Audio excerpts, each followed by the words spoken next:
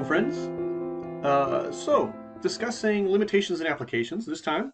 And I know we talked about it in last week's module a little bit, so hopefully hopefully you've already seen that one. But building off of that little framework we've talked about there, I want to go into a little bit more detail and hit a few more points.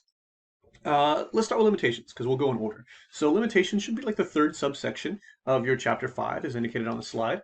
And limitations is your opportunity to share with your committee, once again, what you've learned, right? So like in hindsight, how was your study limited, right? And it could be any number of things. I would suggest, as I said last time, 3. I wouldn't go beyond 3. What you want to do is you want to basically say, hey, there were some things that could have been improved, but don't be like, oh my gosh, what a train wreck of a study. I should have fixed the whole thing. Da, da, da, da. You don't want to do that.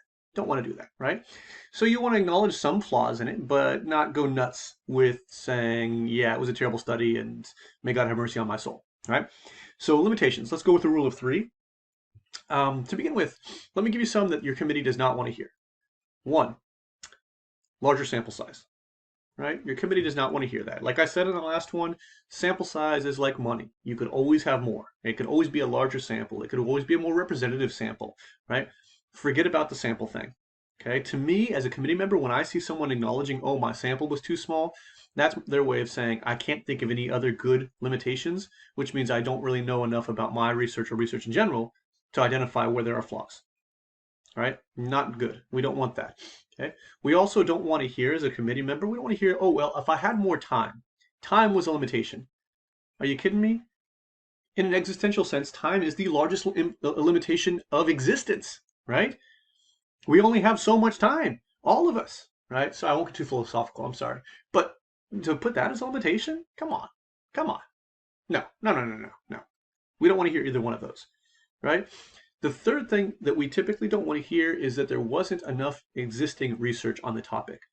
And it's true, there are very, very rare cases where there's hardly any research on something, but they're extremely rare. Extremely rare. What a committee member will typically hear when you say, oh, there's not enough existing research on the topic, is I didn't look hard enough for the research that is out there, right? So we want to avoid those limitations altogether.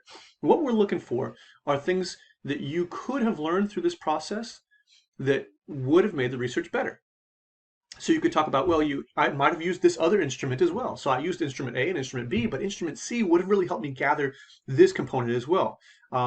I hypothesized this, but in reality, maybe this would have been a better way to address that hypothesis, right?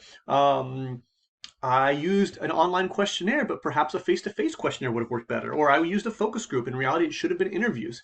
We're looking for real substantive limitations. And ideally, these limitations will feed into your recommendations for future research. So if you look at the outline, right, limitations, application, and then future research, if you say, oh, well, a different sample, probably what I said sample, a different instrument would have probably been more effective. You could say in the future research, as this study could be replicated. However, instead of using instrument A, we should really consider using instrument B. Right? So those two sections can connect. We want to see that these insights are provided so that you can utilize them and say, this is how the research would look better. You can suggest any number of things. I mean, limitations, you can talk about how, well, unless, I mean, most of you, almost all of you, in fact, are going to have samples that are just in the United States, that are just American samples, which nothing wrong with America. I happen to love it here. But if we looked at this research in another country, would it look different? Right?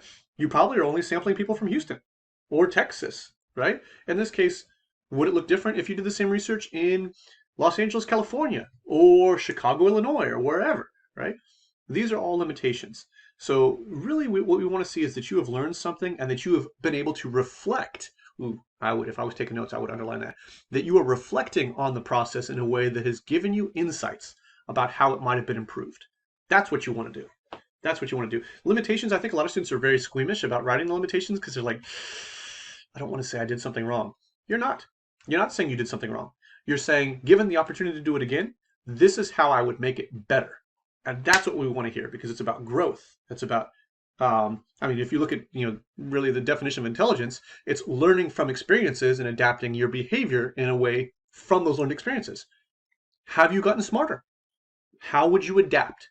That's what we're talking about. So limitations, I love it. It's one of my favorite sections actually in the thesis, because in fact I am geeky enough to have favorite sections in the thesis. Application. As I said in last week's module, you can't just say there are many real-world applications for this research. Of course, yes, I would hope so. Otherwise, you're just kind of spinning your wheels with this, aren't you? But what are they? What are they? And what I'd like to see as a committee member is I'd like to see that you can point out different fields, separate fields, that might benefit from it. So as I said in the previous lecture too, the research we've looked at a lot in this course is my own about perceptions of mass shootings.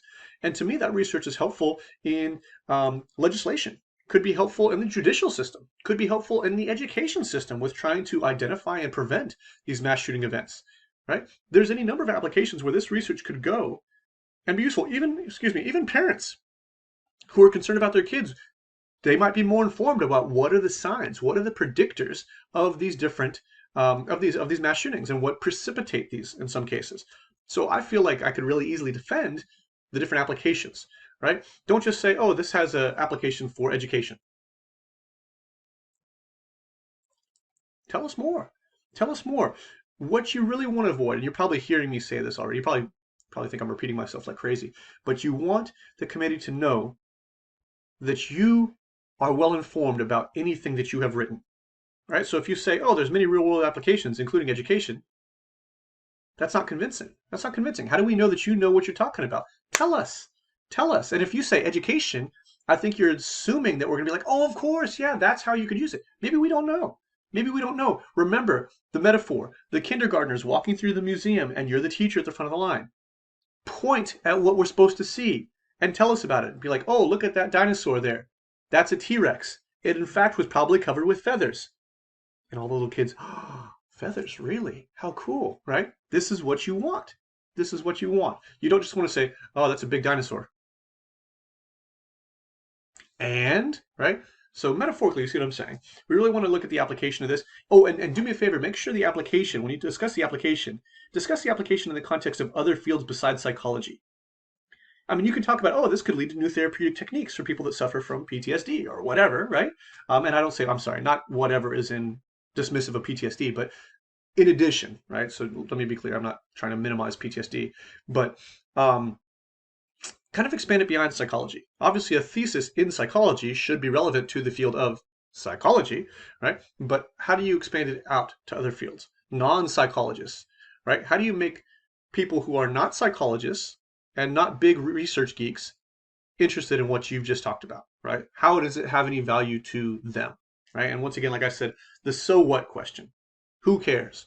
Right? Tell us so what and who cares. And don't be offended by the question because, I mean, that's just the nature of the beast is tell us, why should anybody care? Why is it useful? And why have you devoted the last year of your life to writing something that is clearly very important to you? So share these ideas and don't assume that the committee members or your audience are going to know exactly what you're talking about unless you are explicit in what you write.